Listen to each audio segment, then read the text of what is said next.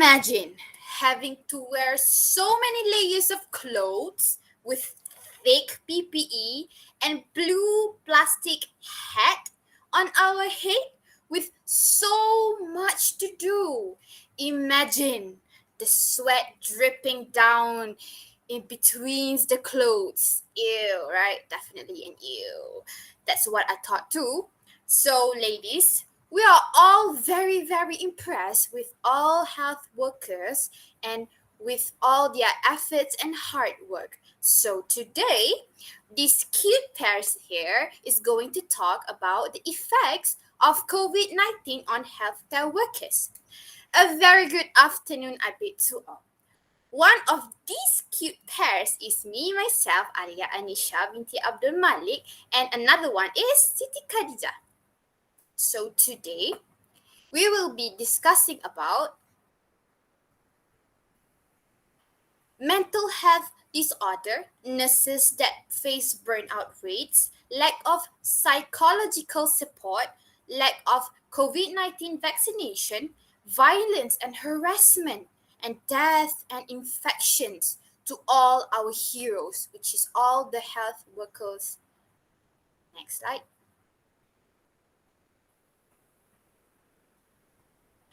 COVID-19 is very, very common to us in these days.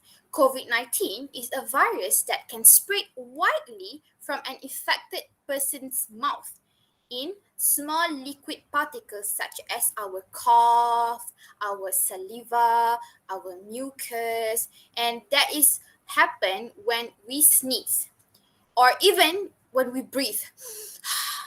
That can spread the COVID-19. It was very first detected in Wuhan, China. COVID-19 has infected most of the world's population, especially those in the healthcare sectors. Healthcare workers, including doctors, nurses, social workers, order lines, and even catering staff, is infected based on the data recorded by World Health Organization, WHO. The COVID-19 case rate among healthcare workers is 40%. And this is because most of our healthcare workers were tested at higher rates that are generally than the general population, especially during the early months when there is no vaccination. So, as we all know, ladies and gentlemen, healthcare workers is the heart of this bizarre COVID-19 crisis that is very difficult to be treating. So, COVID-19 patient, including preventing the spread of illness, devising appropriate short-term measure, and developing long-term plans. Next, let us talk about mental disorder. But first, let's watch a very interesting video.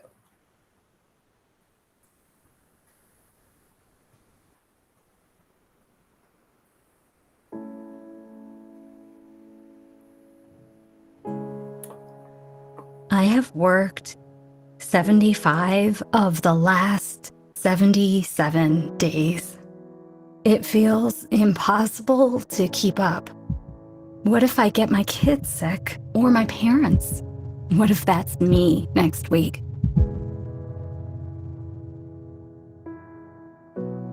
This is my calling. This is what I'm meant to do. I'm doing my best.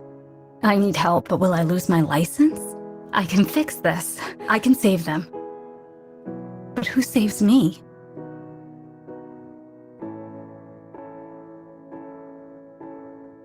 I want to be part of the solution. It's my job.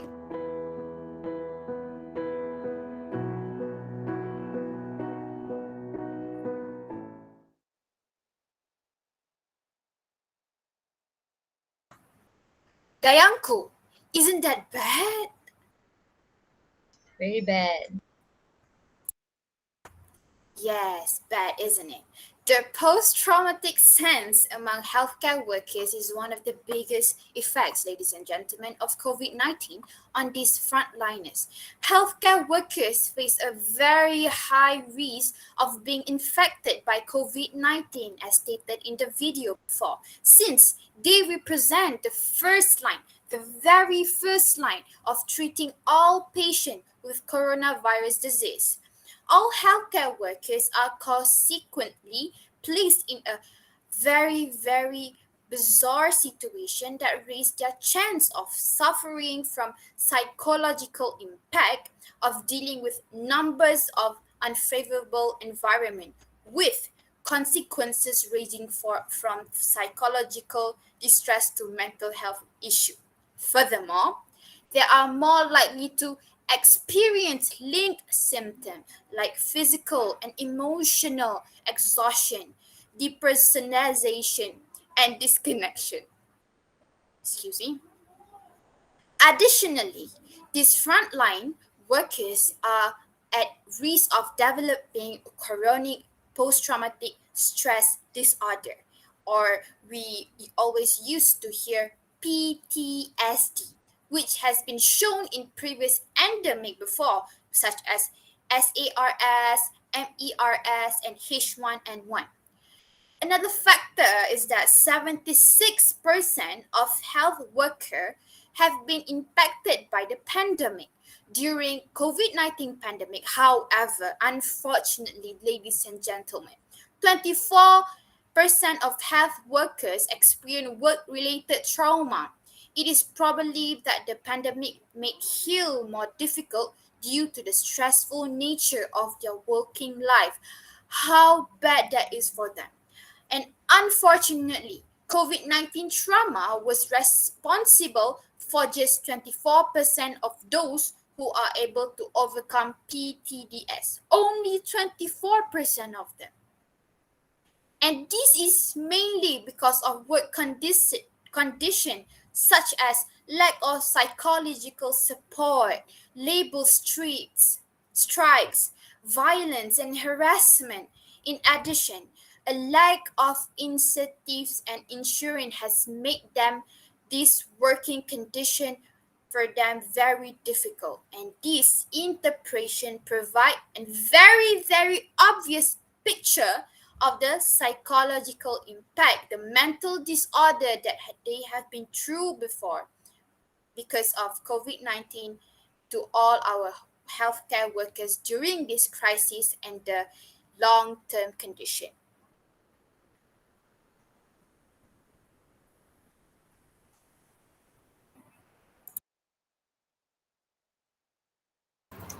Okay, next is the healthcare workers were affected with death and infection. So the risk of infection is higher in the hospital or the isolating areas of COVID patients. Uh, Even though healthcare workers performs an extraordinary work in containing the spread of COVID-19, they are also infected, ill, and killed far too many. The risk of infection is higher because they have a direct contact with the COVID patients. The infections had worsened the healthcare workers with bad health conditions, for example, the older workers and pregnant women. We have heard a lot of news in Malaysia where the pregnant healthcare workers um, were dead because they are infected by the COVID-19. And the number of deaths among healthcare workers had decreased over time, but it is still concerning the health organizations, especially in Malaysia. Even though it is concerning, um, we have come to know that the health organizations in Malaysia take a very few efforts in minimizing their work. So, to me, to reduce the risk of infection in the workplace, more effort is needed from the health organizations.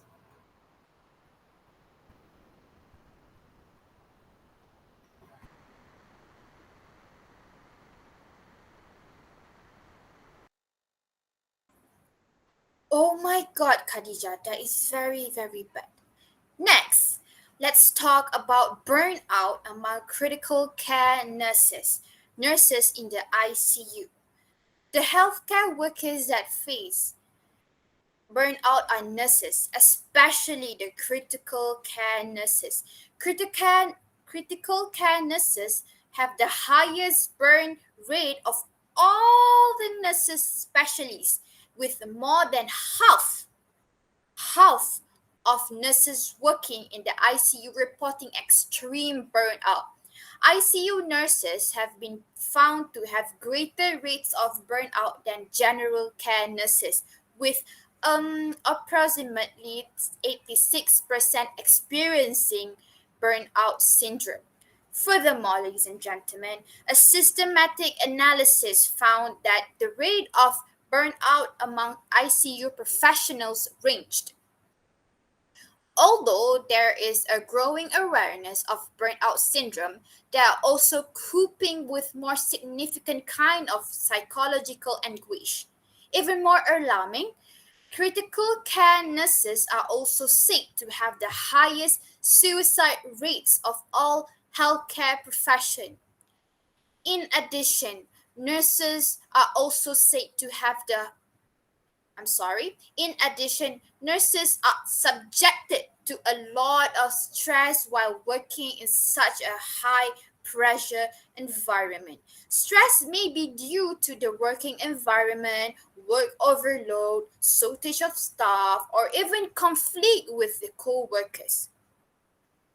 Therefore, solution must be found by everyone, including society and family, honoring and respecting the act of caring, recognition, and supporting those who care and working to improve healthcare systems so that everyone can live a healthy and harmony life is one of the best solution of all to all the burnout faced by these healthcare workers, especially critical care workers. Hence, this will eventually decrease the rate of burnout and suicide among critical care nurses. Next, let us hear about violence and harassment by Khadijah. Okay, so I will continue. So here we talk about the violence and harassment received by the healthcare workers. So if we think that in other workplace they don't have a they have a violence and harassment, we it also occurred in hospital where the healthcare workers do their work. So the first one is um, it happens in personal protective equipment shortage, which means in order to contain the spread of COVID-19, the healthcare workers they have to work closer to the COVID-19 patients. However, the health organizations give them uh, less need for them to work, such as the PPV that they have to wear. The healthcare workers face a lot of challenges during the pandemic of COVID-19. They receive various violence from many sides, such as the patients and the health organizations, who choose to ignore the healthcare workers' needs in order to help the patients infected by COVID-19. They also have to work. It's a long work hours. They At the end they were exhausted mentally and physically.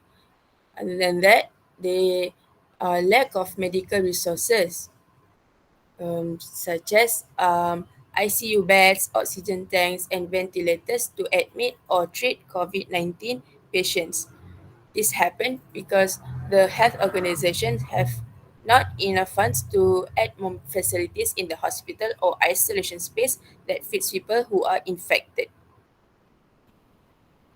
Next, They also encounter physical and verbal violence by not only the senior workers but also by the patients, because some of the patients they didn't respect the health workers, and they throw a tantrum whenever they are lack in something, which is not in the fault of the healthcare workers, because the health organizations choose to turn the blind eye towards them.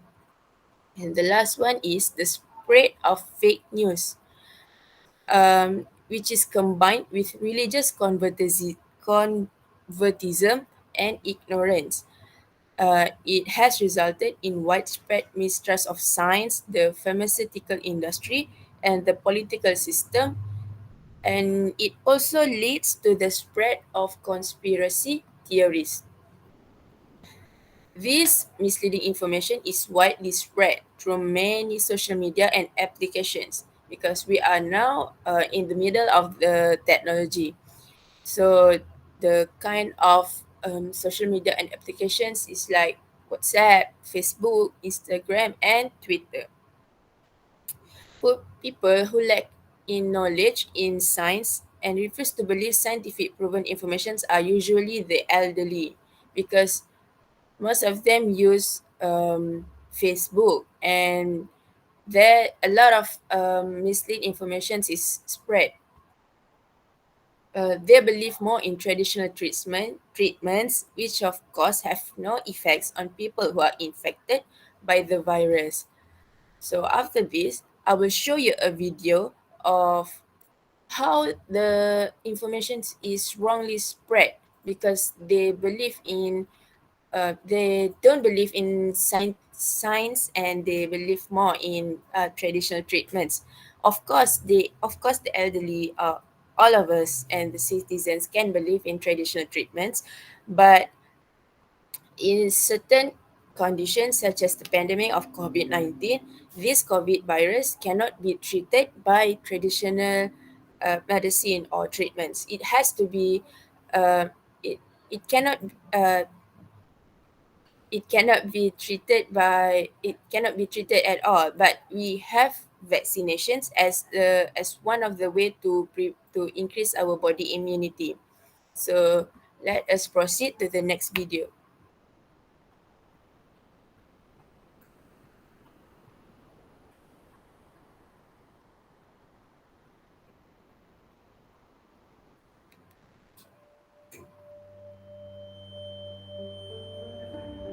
As the COVID-19 epidemic sweeps across the world, it's been accompanied by a tsunami of misinformation. Drink lemon and bicarbonate. Oh my Salt god. water, chloroquine.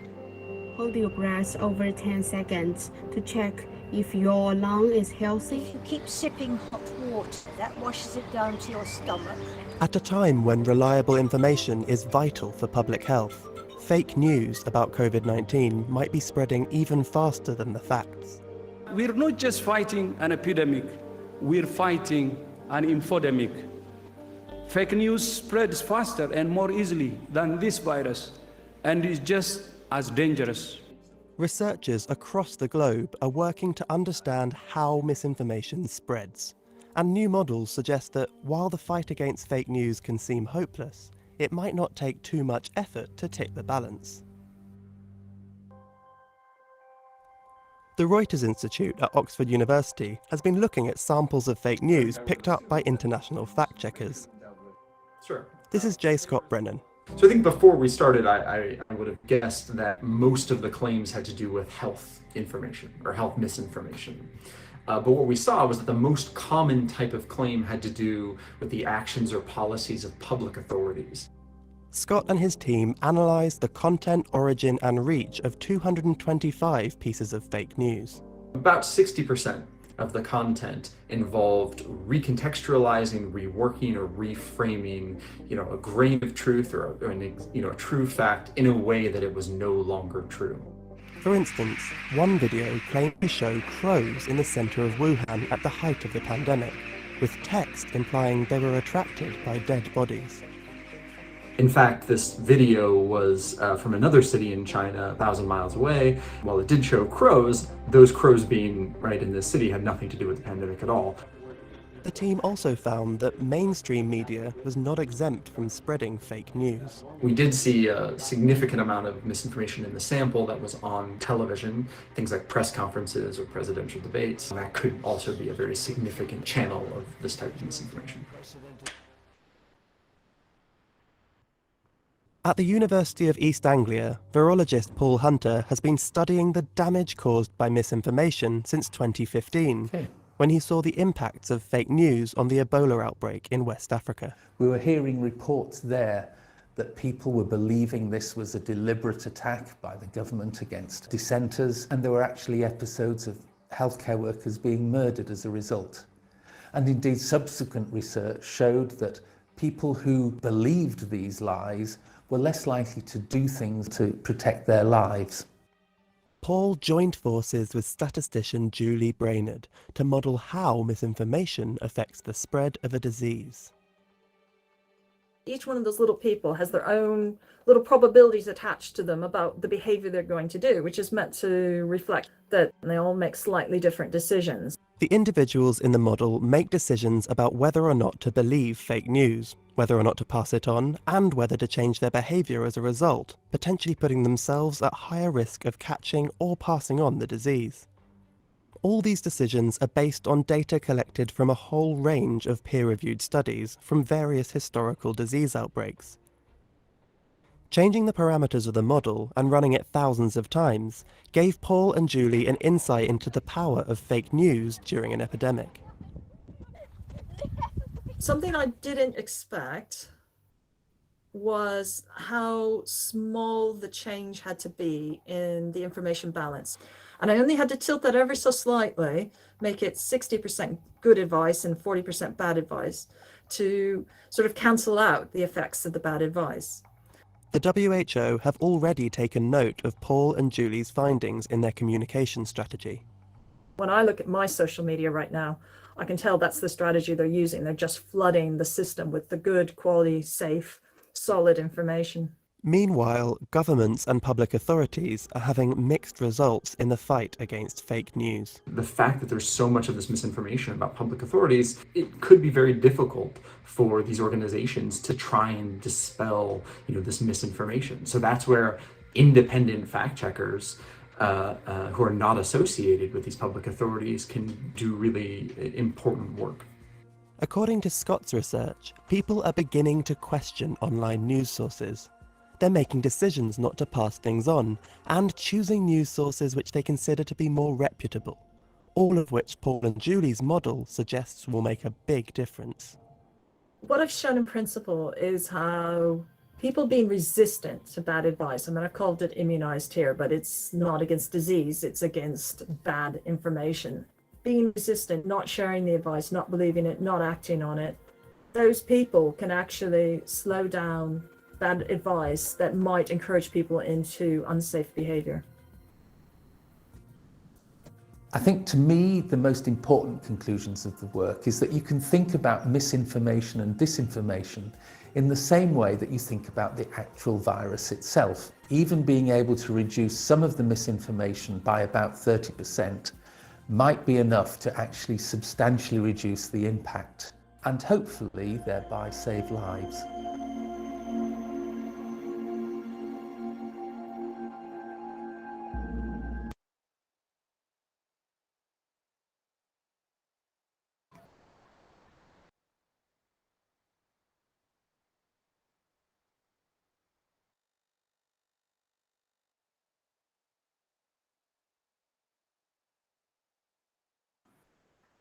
That is a very interesting video.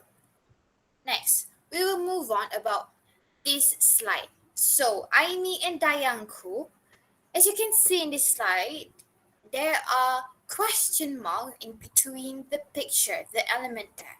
So, the tiny question marks where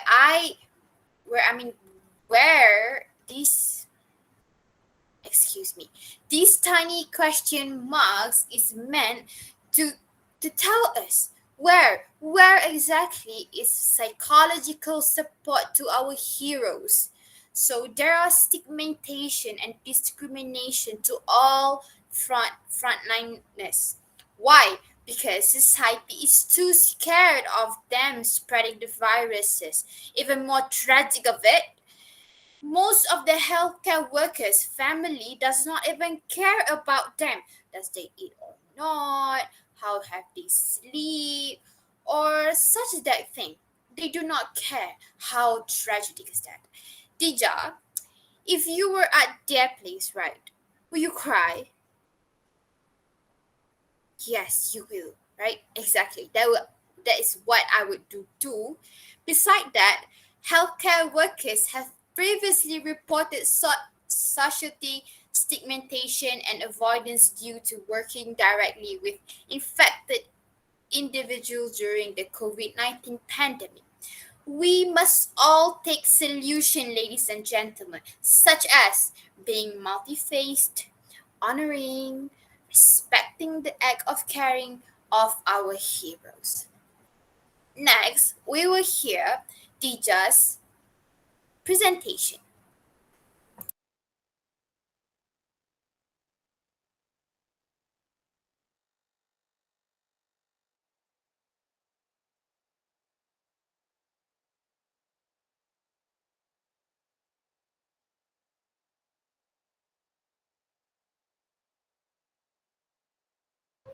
Okay, so the audience, before I start presenting the point, I have a video to show to all of you, and please pay attention to the content of the video.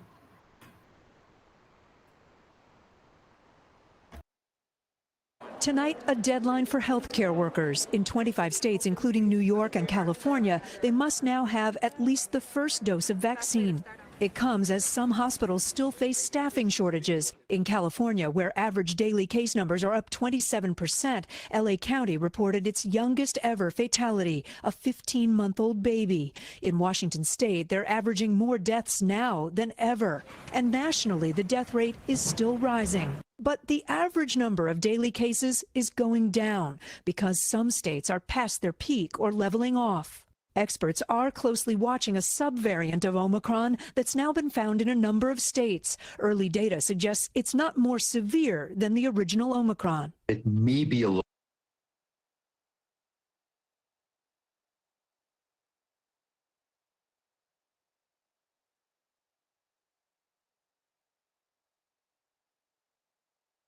Tonight, a deadline for healthcare workers. In 25 states, including New York and California, they must now have at least in California, where average daily case numbers are up 27%, LA County reported its youngest ever fatality, a 15-month-old baby. In Washington state, there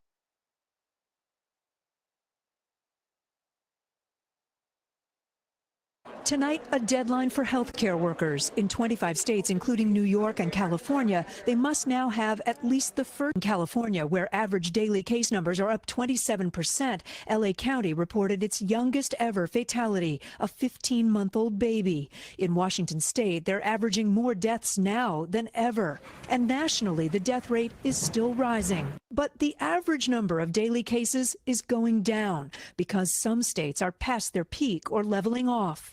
Experts are closely watching a subvariant of Omicron that's now been found in a number of states. Early data suggests it's not more severe than the original Omicron. It may be a little bit more contagious. And that's what we have to pay attention to, and that's what we're learning. Does that mean we could look at another wave or an addition to the wave we're already in? I think another major wave is really unlikely out of this subvariant. 2 weeks ago, we were inside a COVID ICU at the Cleveland Clinic and met Ron Perelka. What would you say to people who think that Omicron is mild and it's no big deal?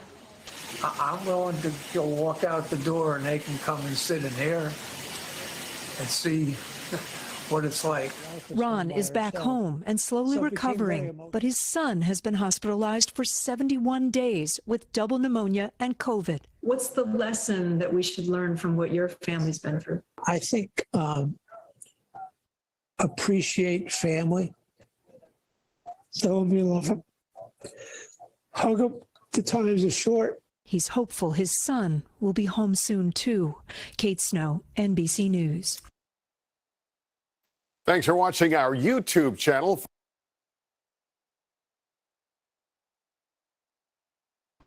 Okay, so the video has ended. So my take for this point, which is lack of COVID-19 vaccination. Why do healthcare workers lack of COVID-19 vaccinations when they work in the medical areas, where healthcare workers should be the first lineup to receive vaccinations? Do you agree? Very much agree. Yes. Okay, so there is a few reasons why they are reluctant to receive vaccinations. So the first one is because of personal health risk. Okay, so as we know, the healthcare workers is not only the young workers or the new workers, but they are also the middle age and the older workers.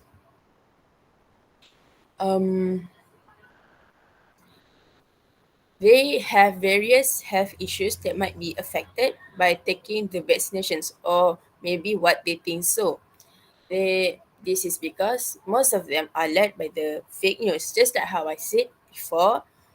The fake news made them believe that if they take vaccinations to prevent them from getting infected by COVID-19, it will also affect their health issues. And because the spreader of the fake news have certain evidence for that, for what they purpose to others. A lot of these workers believe it, even though they work as the medical workers. Other than that, it is because of the pandemic stress. Of course, during pandemic, we are driven away from our family, and we have least access because they have a lot of works to do. They are watching people getting infected, and that because of COVID-19, they fear death that occurred in unpleasant manner, and there is a huge amount of death surrounding them. And they think there are more citizens who should be receiving vaccines in the first place, even though they know that they are the first lineup because they are working close to the COVID-19 patients. We all know that vaccines have been enhancing body immunity from the virus of COVID-19 because they haven't found any medicines for this virus, but we have a solution, which is by taking vaccines. So, do you know how many there are a lot of types of vaccines, but in Malaysia we take Sinovac, um, Pfizer, and Sinovac and Pfizer, and there is another one, but I have forgotten. I'm sorry. And we all know that not only citizens but also healthcare workers who contribute. They contribute all the energy and time. They sacrifice themselves into this pandemic. Healthcare workers refuse to receive vaccinations because of all of these reasons. To it, the CDC reported, this is this is regarding, and this is based on the World Health Organization's article, which the CDC reported that only 60% of healthcare workers polled over several months would get the COVID-19 vaccine. Um, Through World Health Organizations, it is said that they are concerned about the clinical uncertainty of a new therapeutic. They also believe that higher risk populations, such as those with chronic health conditions, should be vaccinated first. But they don't think that most of them who have bad health conditions should be receiving the vaccines. Okay, so the last one is direct observation of patients harm many healthcare workers. If they know that direct contact to the patients, even though they are wearing layers of PPV, how many healthcare workers? Why do they refuse to take the COVID-19 vaccinations? Um, this is because they have to work truly and they have to work sincerely, and they are prioritizing the citizens and the patients, and they have least time to work on to get their vaccinations and to save themselves. So that is one of the biggest sacrifice that we should appreciate from the healthcare workers. Okay, so Aimi and Dayang, as our audience, do you have any question? I have a Okay. question. Yes. Specifically on death, specifically on death and infection of healthcare workers. Do the death of the healthcare workers, only factor on the infections of COVID-19, or is there any other reason such as mentally suffering that could lead to death?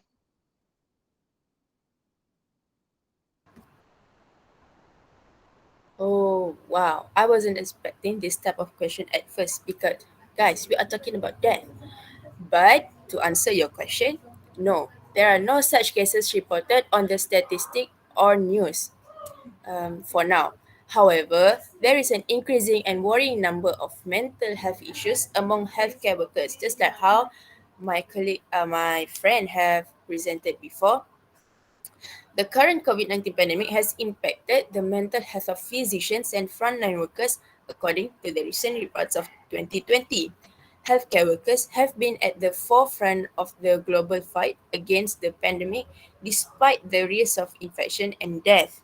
The health organization should be aware of this issue and put more efforts in minimizing the number of works that they have to do. So, not my suggestions, but I think having more volunteers to help them throughout the pandemic is a good idea, and it is one step ahead in overcoming the issues of mental health among the healthcare workers. Do I answer your questions right? Yes. Thank you. So, does anyone have any other question?